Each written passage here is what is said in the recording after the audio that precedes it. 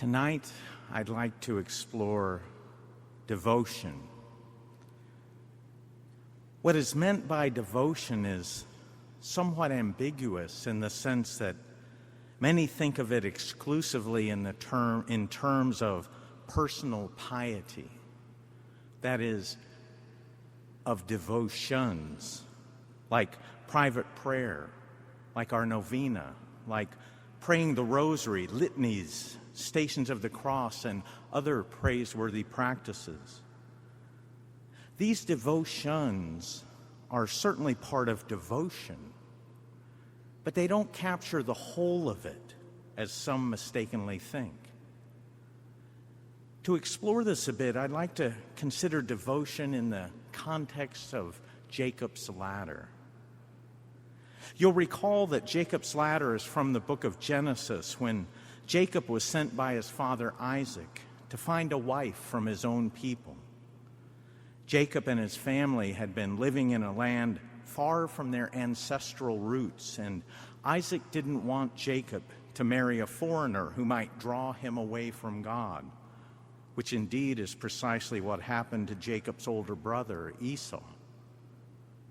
In faith and submission to his father's will, Jacob obeyed. And while on the journey to his ancestral homeland, he stopped one night to rest in Bethel, which, by the way, means house of God, and had a vision of a ladder or stairway that reached up to heaven with angels ascending and descending upon it. When he awoke, he realized that he was on holy ground and immediately built an altar there to worship God. Now, I maintain that the circumstances that led up to Jacob's encounter with God, as well as the encounter at Bethel itself, captures more completely what real devotion is. For devotion isn't limited to simply pious practices. In fact, properly understood, devotion constitutes the whole of a Christian's life, insofar as every act done for love of God or neighbor truly is an act of devotion, however mundane, however remote to what devotion is usually considered to be. Consider, for example, a soldier who joined the army for love of country. He goes to war and fights heroically, saves his comrades, but he himself dies in battle. Would we not say that he was devoted to his country? That his heroism, his sacrifice, his loyalty were the external manifestations of a deep internal devotion? Of course we would. And would not that same deep internal devotion also be manifest by the long and intense training he went through prior to battle? By the discipline of rising at 5 a.m. every day to carry out his duties, however mundane, despite the bodily aches and pains he lived with constantly due to his training and prior battles. Indeed, those very things are also acts of devotion, if done for the same love of country. It's the same with devotion to God.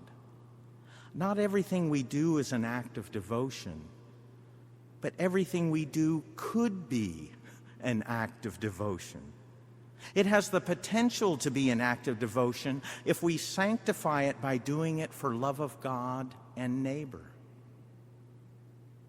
Listen to how St. Francis de Sales describes this very thing as he talks about Jacob's ladder in his introduction to the devout life, and how well it describes what a life of authentic devotion is.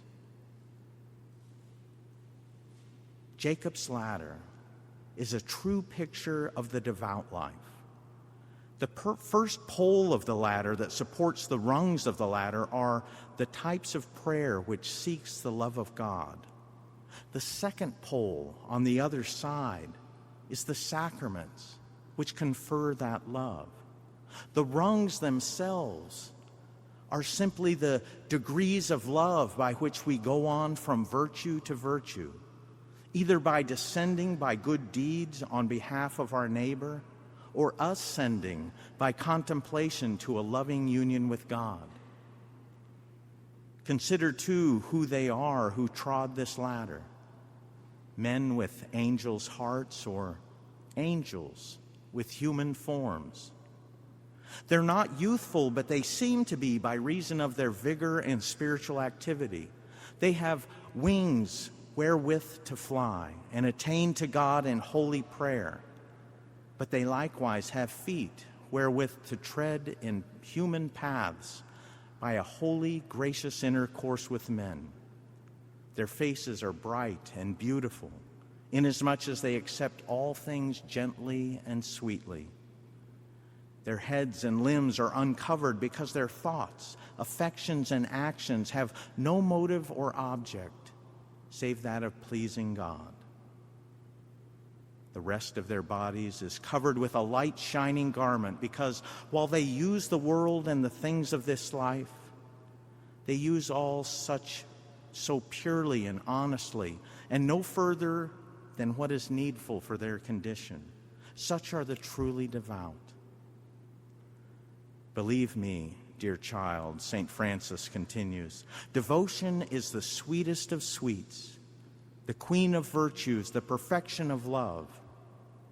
If love is the milk of life, devotion is the cream. If it is a fruitful plant, devotion is the blossom. If it is a precious stone, devotion is its brightness. Now let's think about Jacob's life at the time he had this encounter with God. He was living in a tumultuous time, and his own future was uncertain.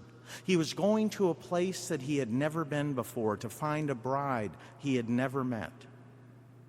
He was estranged from his brother Esau, who very likely wanted to kill him because he had tricked him out of his birthright and his blessing.